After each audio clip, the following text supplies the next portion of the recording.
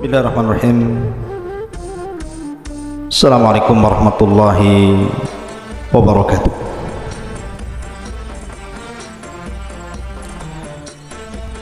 Alhamdulillah, salatu wassalamu ala rasulillah wa ala alihi wa sahbihi wa mawalah wa la hawla wa la quwata illa billahi wa ba'du. Qala Allah azza wa jalla, ya ayyuhalladzina amanu taqullaha haqqa tuqatih wa la tamutunna illa wa antum muslimun. Wa qala sallallahu alaihi wasallam, man salaka tariqan yaltamisu fihi ilma sahhalallahu bihi tariqan ilal jannah. Taib asyiral muslimin yang dimuliakan Allah subhanahu wa ta'ala, para santri ikhwan yang dimuliakan Allah azza wa jalla, alhamdulillah malam ini kita bisa melanjutkan kembali kajian kita, masih membahas qasasul Quran, kisah-kisah di dalam Al-Quranul Karim.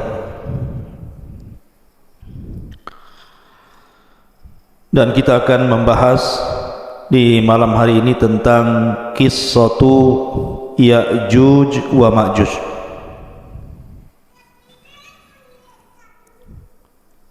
Artinya malam ini kita akan membahas satu tanda dari tanda-tanda kiamat besar. Siapa Ya'juj dan Ma'juj itu? Kemudian kapan keluarnya? Kemudian kalau keluar apa yang akan dilakukannya? Kemudian bagaimana cara menghadapinya dan juga bagaimana wafatnya? Ini yang kita akan bahas 1 jam ke depan. Di dalam surah Al-Kahfi dicantumkan di dalam ayat yang ke-92 dan seterusnya, Allah subhanahu wa ta'ala berfirman, hatta idza balagas baina saddaini wajada min dunihima qauman la yakaduna yafqahuna qawla. Ketika Dzulqarnain sampai di antara dua gunung, didapatinya di belakang kedua gunung itu ada sebuah kaum yang hampir-hampir Dzulqarnain tidak mampu memahami bahasa mereka. Jadi Raja Dzulqarnain ini satu di antara 4 raja yang menguasai dunia, yang 2 mukmin dan 2 kafir. Adapun yang mukmin yang paling luas kekuasaannya siapa? Nabi Allah Sulaiman. Itu yang paling luas kekuasaannya. Karena kekuasaan Sulaiman bukan bagi bangsa manusia saja, bangsa jin pun dikuasai dia. Baru orang nomor 2 ya Dzulqarnain. Itulah raja yang mukmin, yang beriman kepada Allah, yang sebagian besar dunia dikuasainya. Baru setelah itu yang 2 kafir, Namrud dan Bukhtun Nasr. Lah Dzulqarnain ini menurut riwayat Abdullah ibn Abbas radhiyallahu anhuma keliling dunia sampai menghabiskan waktu 500 tahun lamanya.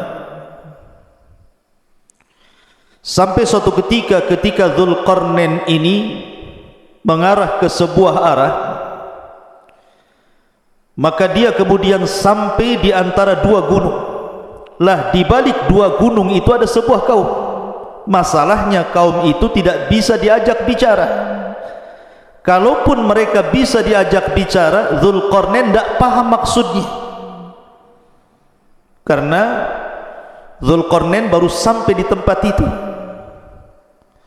Tetapi bagaimanapun Allah subhanahu wa ta'ala berikan kemampuan kepada Dzulqarnain itu, summa atba'a sababa.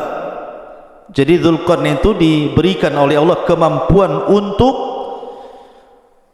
memahami apa yang menjadi sulit bagi dia menjadi mudah.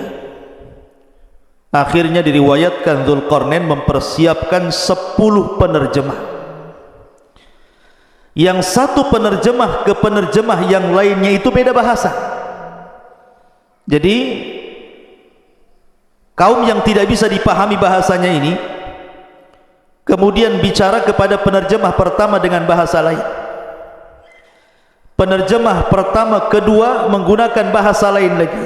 Penerjemah kedua, ketiga menggunakan bahasa lain lagi, sampai 10 bahasa untuk menerjemahkan keinginan kaum di balik 2 gunung itu. Setelah 10 bahasa, Dzulqarnain baru paham, oh maksudnya apa. Apa maksudnya keinginan mereka? Itu digambarkan dalam Al-Quran. Qalu, mereka mengatakan, ya Dzulqarnaini, inna Ya'juj wa Ma'juj mufsiduna fil ardi fahal naj'alu laka kharjan ala an taj'al bainana wa bainahum sadda. Mereka mengatakan, ya Dzulqarnain, sesungguhnya ada sebuah kaum namanya Ya'juj dan juga Ma'juj. Mereka adalah makhluk perusak di bumi. Maka bolehkah kami membayarmu, memberikan imbalan agar engkau membuatkan antara kami dan mereka sebuah benteng yang sangat besar, biar mereka tidak datang lagi kemari. Kemudian Dzulqarnain mengatakan, qala ma makkani fihi rabbi khairun fa'inuni bi quwwatin aj'al bainakum wa bainahum radmah. Maka Dzulqarnain berkata, apa yang telah Allah anugerahkan kepadaku jauh lebih baik dibandingkan imbalan kalian. Akan tetapi bantulah aku dengan kekuatan agar aku dapat membuatkan untuk kalian sebuah benteng yang bisa menghalangi kalian dengan mereka. Lihat bagaimana Dzulqarnain membuat benteng di sini. Allah katakan, atuni zubural hadid, datangkan kepadaku potongan-potongan besi. Hatta idza sawa bainas sadafaini, hingga ketika potongan-potongan besi itu telah terpasang sama rata dengan puncak gunung itu. Jadi besi itu ditancap-tancapkan seperti pagar begitu, sampai tingginya sama dengan gunung itu.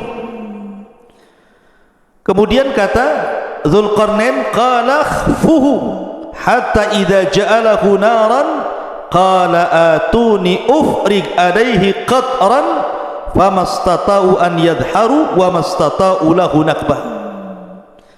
Maka Dzulqarnain berkata, tiupkanlah hingga ketika besi itu sudah menjadi merah karena terbakar api.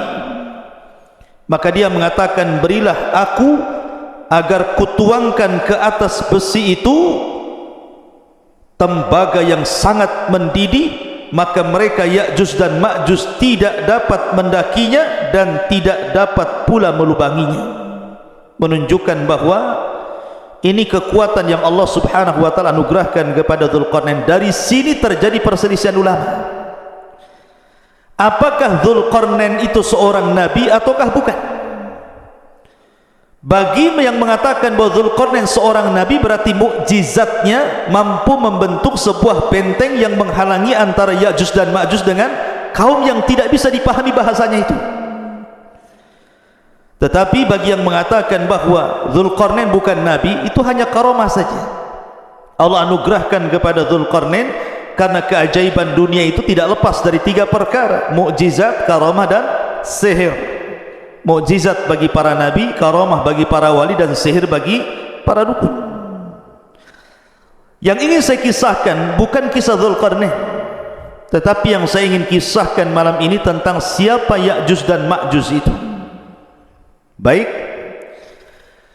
di dalam hadis Nabi SAW mengatakan, lan taquma sa'ah hatta yakuna qablaha asyra ayatin tulu'us syamsi min maghribiha wa khurujud dabbati wa khuruju ya'juj wa ma'juj.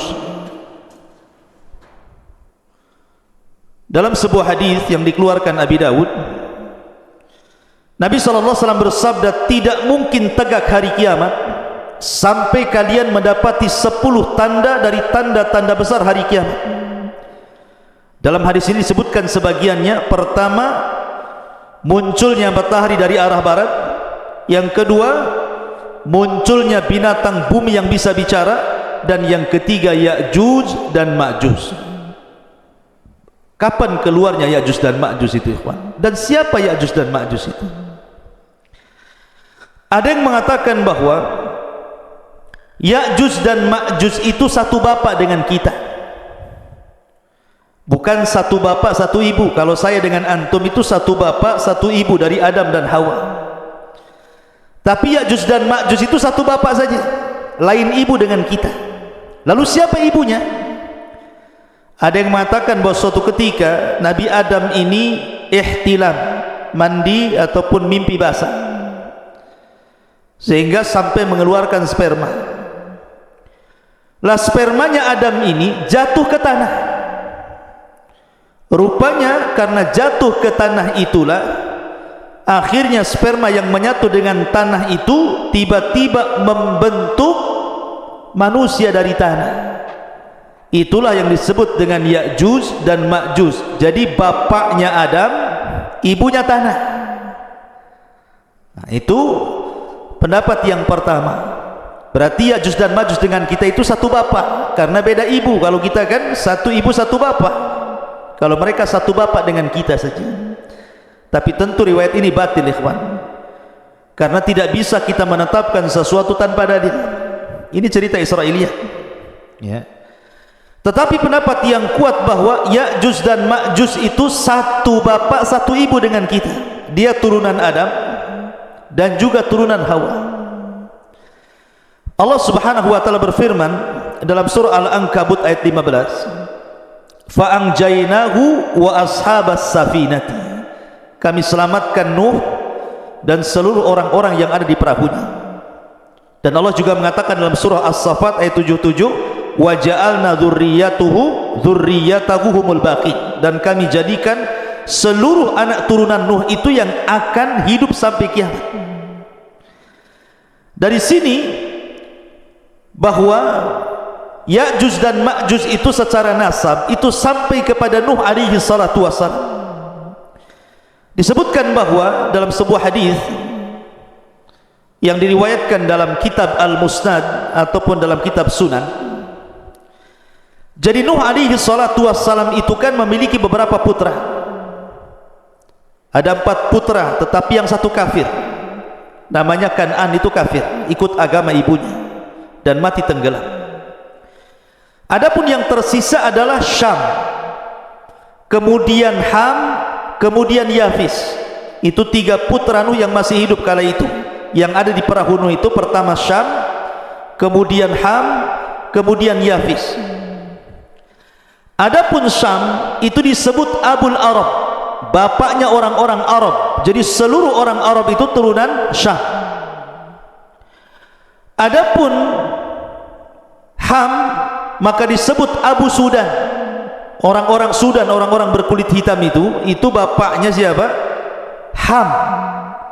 Adapun Yafis itu Abu Turk, bapaknya orang-orang Turku, bukan Turki, bukan. Turk itu adalah sebuah bangsa yang kemudian terdiri daripada beberapa bangsa-bangsa, dan itu diisyaratkan ke bangsa Asia kayak kita ini, itu turunan Yafis namanya. Jadi Turk itu banyak kabilah-kabilah. Lah salah satu kabilah Turk itu adalah Ya'juj dan Ma'juj. Jadi Ya'juj dan Ma'juj itu turunan daripada Yafis, dan Yafis ini putra Nuh alaihi salatu wassalam, dan nasab Nuh sampai kepada Adam alaihi salatu wassalam. Dari sini jelaslah bahwa Ya'juj dan Ma'juj itu manusia sama dengan kita. Dia bukan makhluk yang menyeramkan, bukan monster, bukan apa, bukan, sama dengan kita manusia, turunan Yafis ibn Nuh alaihi salatu wassalam. Ma'asyiral muslimin yang dimuliakan Allah subhanahu wa ta'ala, bicara tentang Ya'juj dan Ma'juj tentu juga tidak lepas daripada bicara tentang Dzulqarnain tadi, karena bagaimanapun yang memenjarakan Ya'juj dan Ma'juj itu Dzulqarnain. Sedikit saya akan jelaskan secara singkat tentang Dzulqarnain biar antum paham.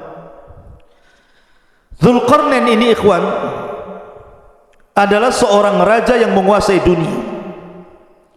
Tadi saya katakan perselisihan ulama tentang Dzulqarnain, apakah dia nabi ataukah dia bukan, bahkan ada yang mengatakan dia malaikat, tapi pendapat ini tidak benar. Dzulqarnain manusia, tetapi diperselisihkan apakah dia nabi atau bukan, dan yang rajih dia bukan nabi. Dan Dzulqarnain itu hidup di zaman Ibrahim.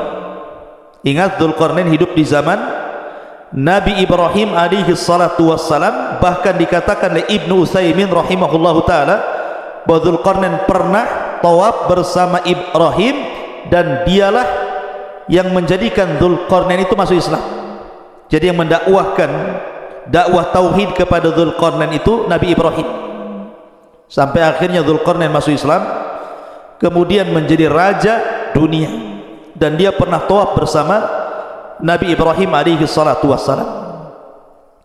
Ada yang mengatakan bahwa Dzulqarnain adalah Iskandar Yunan, atau disebut dengan Iskandar Al-Maqduni. Ini tidak benar. Memang Iskandar Yunan atau Iskandar Al-Maqduni yang dia punya guru namanya Aristoteles, atau pernah dengar Aristoteles itu pendiri pemahaman filosof ya. Kalau disebut dengan filosof Yunan itu artinya didirikan oleh Aristoteles. Nah, itu nanti ada murid-muridnya Plato dan yang lainnya ya.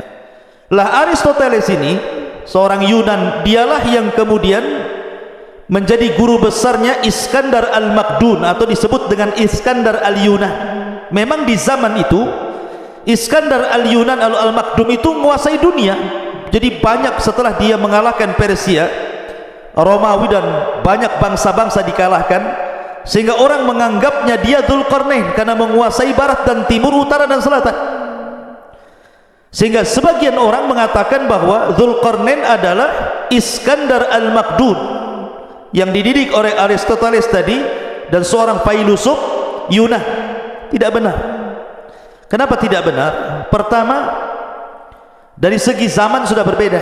Dzulqarnain itu di zaman Nabi Ibrahim, sementara Aristoteles ini jauh ya, jauh dibandingkan di zaman Nabi Ibrahim. Dia berabad-abad, dari mana nggak ketemu. Yang kedua, Dzulqarnain ini seorang muslim, orang yang bertauhid kepada Allah Azza wa Jalla, sementara Al-Iskandar Al-Maqdun atau Yunan itu kafir, sehingga nggak ketemu. Dari segi agama saja tidak ketemu. Maka Dzulqarnain ya Dzulqarnain, orangnya lain. Kemudian Iskandar Al-Yunan atau Al-Maqdun ya Iskandar Al-Maqdun, lain lagi. Maka jangan disamakan, itu dua orang yang berbeda. Intinya bahwa Dzulqarnain adalah seorang raja, seorang muslim, masuk Islam di tangan Nabi Ibrahim alaihi salatu wassalam, kemudian menjadi raja dan menguasai dunia. Lah di zamannya inilah Ya'juj dan Ma'juj kemudian dibenteng oleh dia sehingga tidak bisa keluar. Adapun tentang sifat Ya'juj dan Ma'juj itu, bagaimana bentuknya sebenarnya? Ibnu Hajar rahimahullahu ta'ala menyebutkan beberapa pendapat para ulama tentang bentuk fisiknya Ya'juj dan Ma'juj itu. Kata beliau bahwa ada sebagian orang mengatakan bahwa Ya'juj dan Ma'juj itu badannya seperti syajaratil aruz, seperti pohon aruz. Pohon aruz itu berada di Syam, atau tepatnya di Lubnan sana, di Libanon. Itu banyak pohon aruz, itu tinggi sekali ya. Jadi pohon aruz itu sangat tinggi sekali, sampai dijelaskan tingginya itu ishruna wa mi'ata dhirah, 120 hasta. Satu hasta segini. Kalau 120 hasta, Kalau 120 bagi 2 berapa? 60. Berarti 60 meter. Karena satu hasta itu setengah meter. Berarti tingginya Ya'juj dan Ma'juj itu 60 meter. Masjid ini saja baru 10 meter. Berarti 6 kali tingginya masjid ini. Berarti tinggi sekali Ya'juj dan Ma'juj itu. Raksasa kan begitu ya. Ini satu pendapat. Jadi Ya'juj dan Ma'juj itu setinggi itu karena dimisalkan dengan pohon arus yang ada di Syam, di Lubnan sana. Ini satu pendapat. Pendapat yang kedua bahwa Ya'juj dan Ma'juj itu simfun arba'atu adru fi arba'ati adru. Satu dhira, satu hasta. Jadi dia tingginya 4 hasta, lebarnya 4 hasta. Nah, jadi kotak itu jadinya. Ya. Jadi bentuk Ya'juj dan Ma'juj itu 2 meter tingginya, kemudian panjangnya juga 2 meter, lebarnya 2 meter, tingginya 2 meter. Jadi kayak kardus jadi. Ya. Jadi itu ada juga yang mengatakan Ya'juj dan Ma'juj itu seperti itu. Kemudian juga ada yang berpendapat simfun yaftarishuna adhanahum wa yaltahifuna bil ukhra. Jadi Ya'juj dan Ma'juj itu punya telinga besar sekali, telinganya besar sekali, panjang. Jadi satu telinga digunakan untuk selimut dia kalau dia tidur, maka satu telinganya lagi digunakan untuk membunuh, untuk menyerang. Nah, ini kayak apa ini? Telinganya besar sekali. Ya.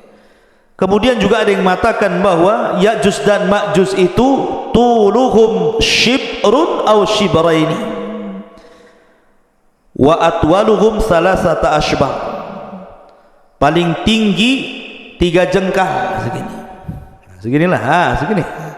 Ada juga yang 2 jengkal, ada juga 1 jengkal segini tingginya. Berarti manusia kerdil. Tapi sekali lagi ini hanya pendapat, tidak didasari dalil-dalil sama sekali. Ini hanya dinukilkan dari kisah Israiliyat. Jadi Al-Hafidh Ibnu Hajar menukilkan pendapat tentang bentuk Ya'juj dan Ma'juj ini adalah semuanya riwayat dhaifah, tidak ada yang sahih. Lalu yang sahih seperti apa? Yang sahih diriwayatkan dalam sebuah hadis dari Ibnu Harmalah, dari bibinya, yang diriwayatkan oleh Imam Ahmad dalam musnadnya. Ini bentuk fisik asli yang sahih. Disebutkan dalam sebuah hadis, khataba Rasul sallallahu alaihi wasallam wa huwa asibu isba'ahu min ladghati aqrabin. Rasul sallallahu alaihi wasallam berkhutbah dalam keadaan jarinya tersengat kalajengking. Kemudian beliau mengatakan, innakum taquluna la aduwa wa innakum la tazaluna tuqatiluna aduwan hatta ya'tiya Ya'juj wa Ma'juj iradul wujuh sigharul uyun syuhbus syi'af min kulli hadhabin yansilun ka'anna wujuhahum al-mujanal mutraqatun. Kata Nabi SAW, kalian mengatakan tidak ada musuh lagi, padahal sesungguhnya kalian akan terus memerangi musuh sampai datangnya sebuah kaum yang namanya Ya'juj dan Ma'juj. Siapa mereka? Mereka adalah lebar mukanya, kecil matanya alias sipit, warna putih di rambut atasnya. Mereka mengalir dari tempat-tempat yang tinggi, seakan-akan wajah mereka persis seperti perisai perang. Artinya bahwa Ya'juj dan Ma'juj itu kalau kita kelompokkan satu dunia ini, orang-orang yang mirip dengan Ya'juj dan Ma'juj itu berdasarkan hadis Imam Ahmad ini mengisyaratkan ke mana? Ke bangsa Cina. Ke bangsa Cina kan? Kita ini orang-orang Asia itu kan matanya sipit, bulat, pendek gitu ya. Orang-orang kayak orang-orang Mongol gitu ya. Ya, jadi Ya'juj dan Ma'juj itu disyaratkan kepada bangsa-bangsa Cina. Tapi bukan berarti kemudian Ya'juj dan Ma'juj itu Cina, tidak ada. Bukan, orang Cina bukan Ya'juj dan Ma'juj. Maksudnya fisiknya persis seperti mereka, seperti orang Cina. Kalau Novel ini tidak seperti orang Cina, orang Bangla ini. Ya. Jadi Ya'juj dan Ma'juj itu seperti orang Cina, maksudnya fisiknya, tapi bukan berarti Cina itu Ya'juj Ma'juj, tidak. Karena ada yang berpendapat bahwa Ya'juj Ma'juj itu Cina, bukan. Kemudian benteng yang dibangun Dzulqarnain itu tembok Cina, ya, nggak nyambung ikhwan. Jaka sembung nggak nyambung. Kenapa? Karena tadi saya sudah jelaskan ayatnya kan, bahwa temboknya Dzulqarnain itu terbuat dari besi, kemudian dilumuri tembaga. Nah, tembok Cina dari mana? Dari tembok, dari batu bata aja disusun. Yang kedua, tembok Cina pernah roboh sebagiannya. Kalaupun seandainya dirudal itu bisa roboh, tapi bentengnya Ya'juj dan Ma'juj tidak bisa, kuat sekali. Dan itu berdasarkan Al-Quran dan juga hadis Nabi SAW, tidak mungkin roboh benteng itu kecuali Allah izinkan roboh. Jadi tidak ada kaitan benteng Cina dengan bentengnya Dzulqarnain atau Ya'juj dan Ma'juj dengan orang Cina, nggak ada kaitan di situ. Ya'juj dan Ma'juj lain, benteng Cina juga lain, bukan benteng Ya'juj dan Ma'juj. Ya, secara fisik ya persis gitu saja. Ya. Ma'asyiral muslimin yang dimuliakan Allah Subhanahu wa taala. Kemudian dari segi jumlah mereka kan sekarang terkurung ikhwan, karena ada yang mengatakan di balik benteng ini di mana? Apakah dalam tanah, di gua-gua, di gorong-gorong gitu ya, atau di dalam dasar lautan, atau di atas bumi, wallahu alam. Tetapi lihat bagaimana Allah Subhanahu wa taala gambarkan betapa banyaknya mereka. Nabi SAW bersabda dalam hadis Abi Sa'id Al-Khudri radhiyallahu anhu. Nabi SAW mengatakan, yaqulullah, berarti di sini hadis qudsi ya, Allah berfirman, ya Adam, wahai Adam. Jadi suatu ketika Allah akan memanggil Nabi Adam.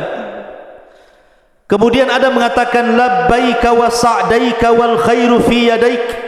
Kata Adam, labbaik, ku sambut panggilanmu ya Rabb dengan senang hati dan kebaikan semua di tanganmu ya Rabb.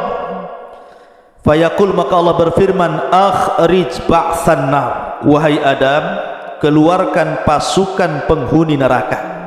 Adam, keluarkan pasukan penghuni neraka. Kemudian dia mengatakan, inna kulla alfi tis'a mi'atin wa tis'atan wa tis'ina fa indahu yashibus saghir wa tada'u kullu dhati hamlin hamlaha wa tara an-nasa sukara wa ma hum bisukara walakinna adzaballahi syadid. Qalu ya Rasulullah wa ayyuna dhalikal wahid?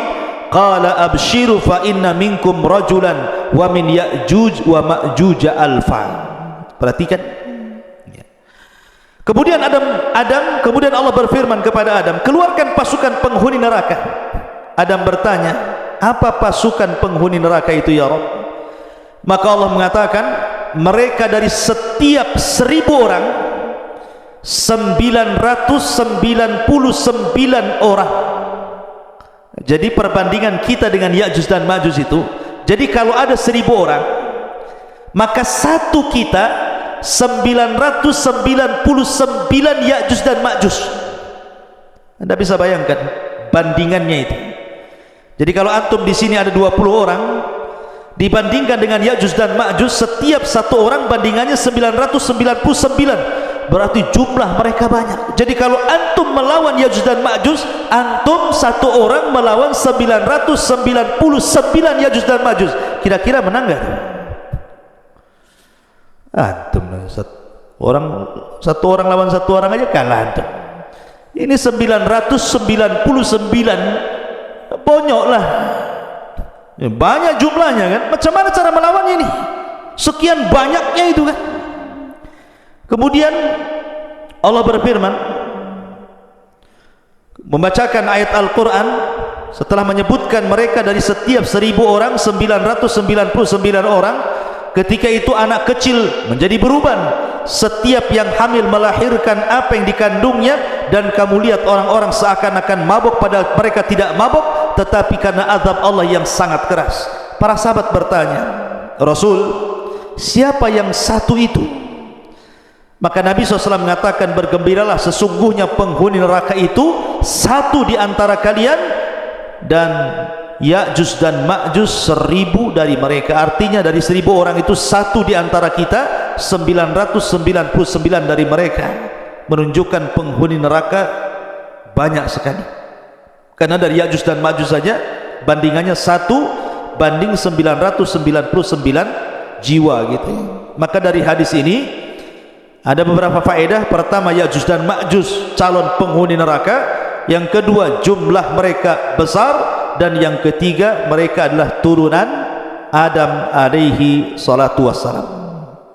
Ada hadis, tetapi memang dilemahkan sebagian para ulama, yang mengatakan bahwa Ya'juj dan Ma'juj itu, jelaskan, Ya'juj ummatun wa Ma'juj ummatun, kullu ummatin arba'atu alafin ummah, la yamutur rajulu minhum hatta yang dura ila alfi dzakarin min sulbihi kulluhum qad hamala silah.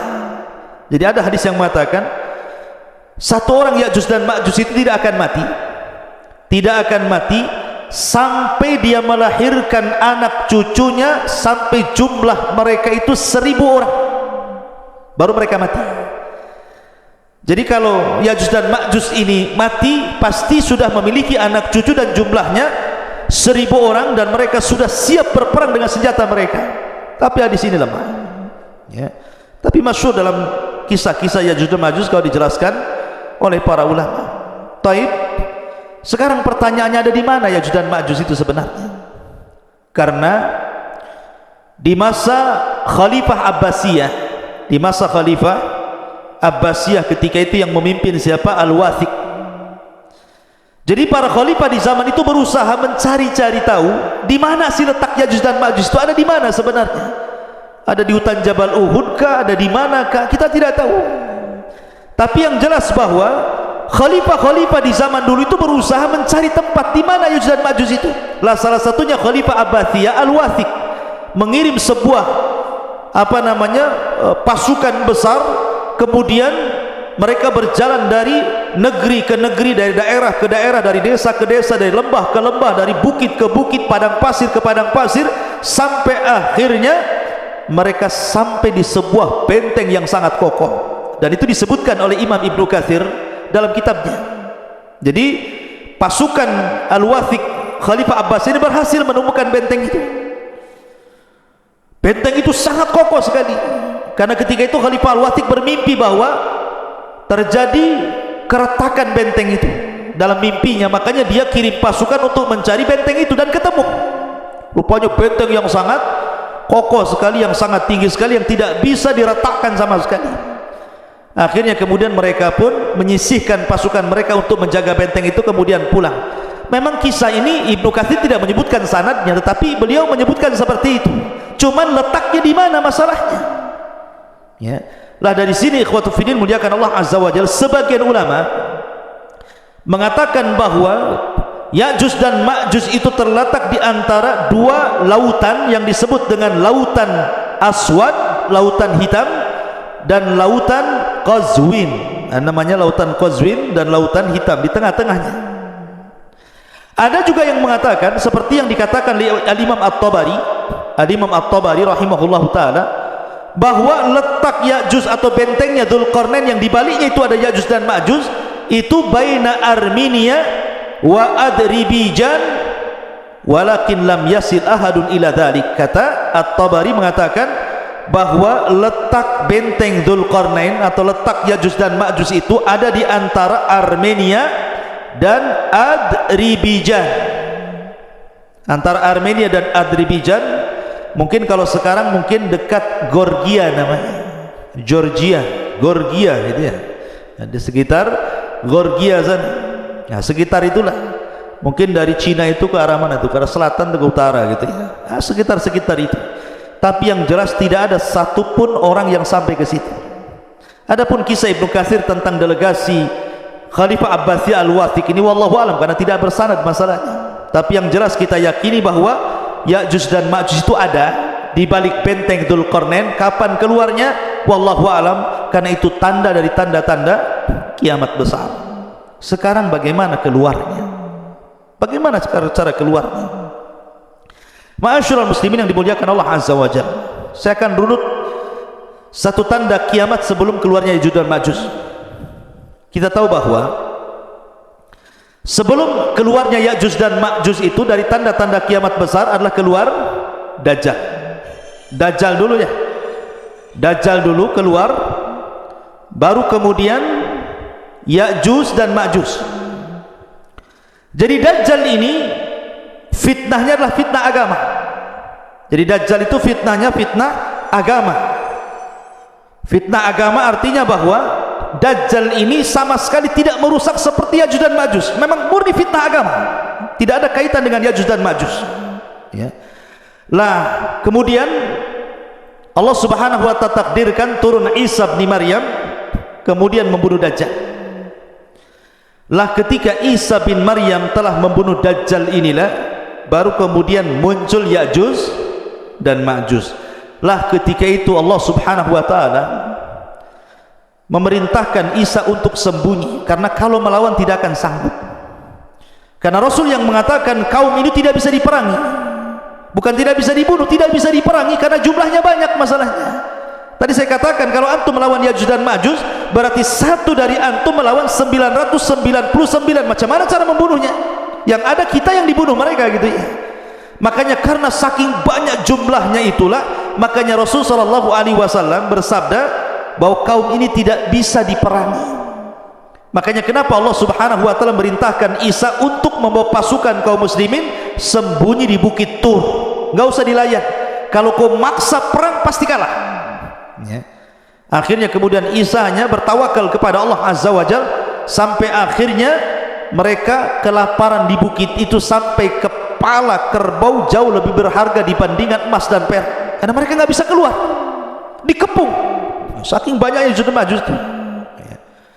Lah dari sini ikhwatu fillah muliakan Allah azza wa jalla, Allah subhanahu wa ta'ala berfirman, ataupun hadis Nabi sallallahu alaihi wasallam dari Sam'an, dari Nawas ibn Sam'an, idh awhallahu ila Isa, Allah subhanahu wa ta'ala mewahyukan kepada Isa bin Maryam, inni qad akhrajtu ibadan li la yadani li ahadin biqitalihim faharriz ibadi ila Tur.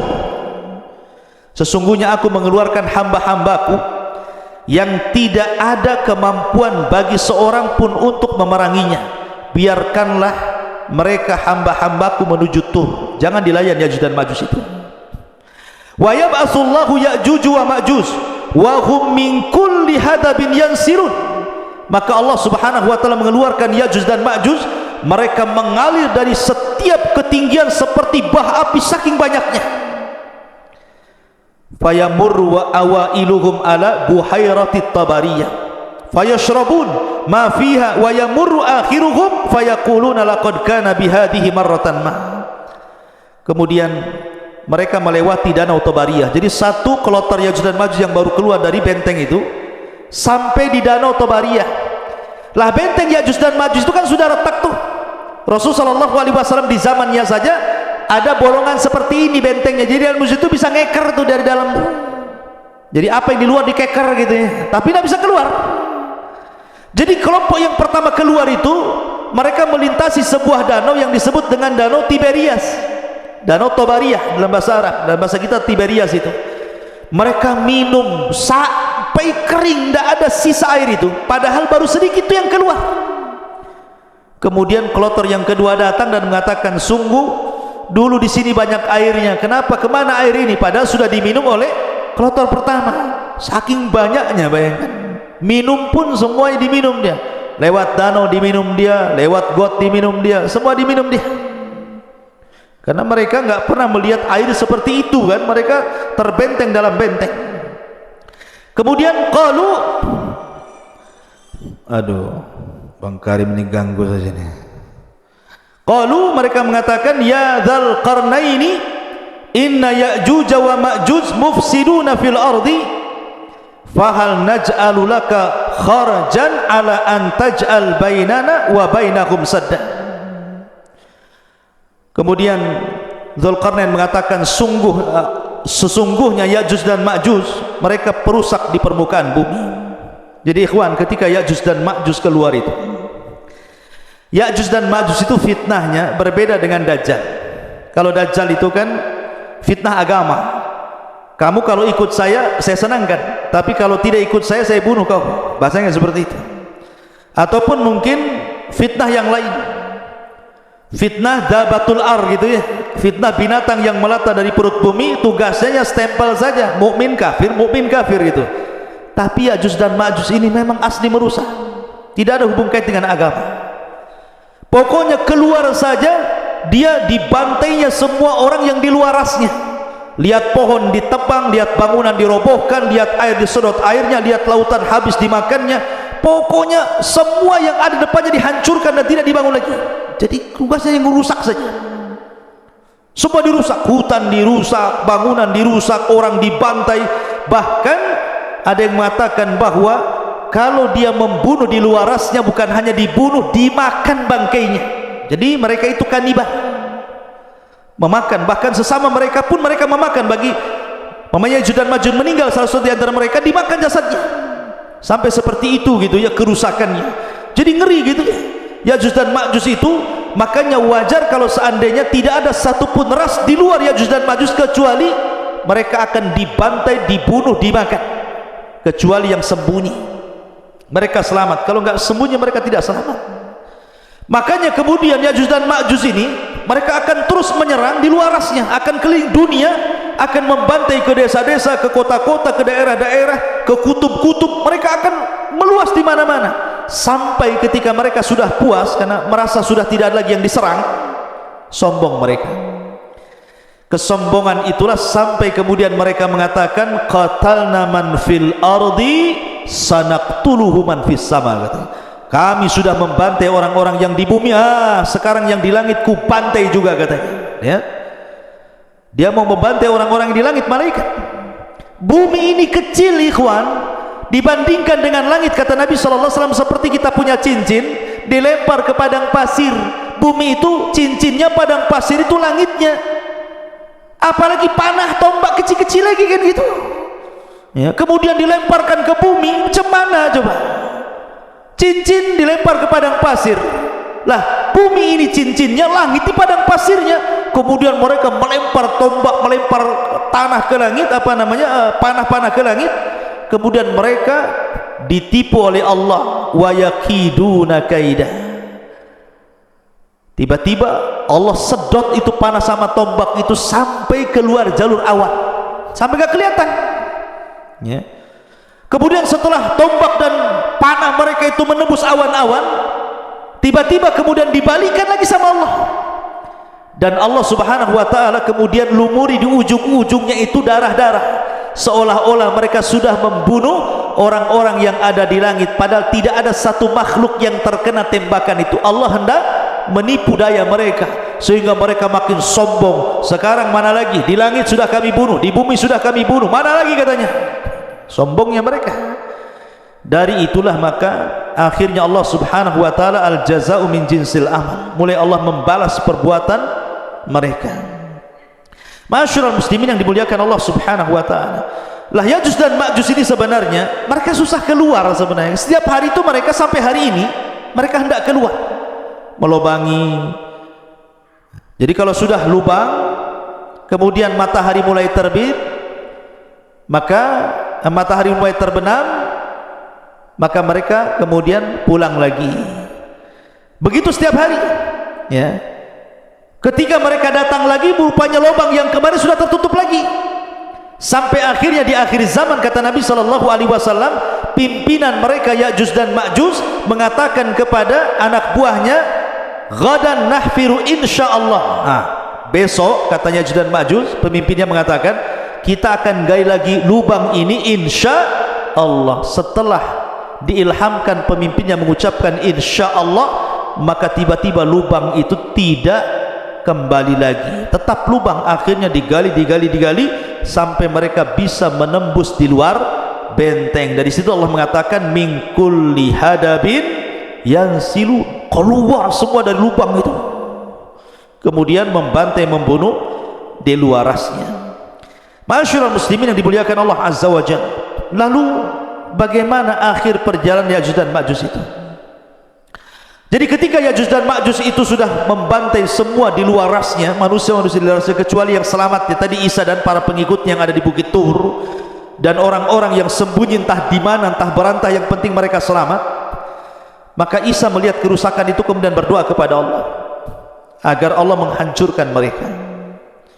Dari sini Allah Subhanahu wa taala kemudian mengutus apa? Naghaf. Apa naghaf? Naghaf itu semacam ulat. Lihat bagaimana kalau Allah menghancurkan sebuah kaum tidak perlu ngirim buaya, apalagi buaya darat ya. Jadi cukup dikirim ulat saja, tidak perlu mengirim harimau, cukup ulat.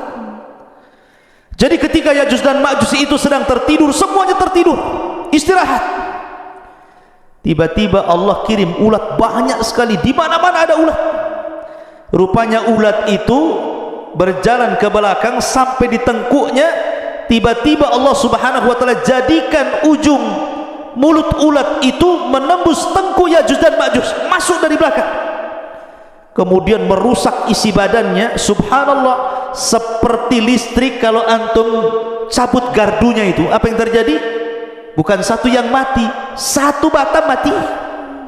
Kalau gardunya dicabut, satu batang mati. Artinya ketika satu Ya'juj dan Ma'juj mati, semua mati. Bukan ini dulu mati, besok ini, minggu depan ini, enggak ya. Jadi satu mati, mati semua. Subhanallah, coba bayangkan bagaimana Allah Subhanahu wa taala bisa mewafatkan Ya'juj dan Ma'juj dalam satu waktu.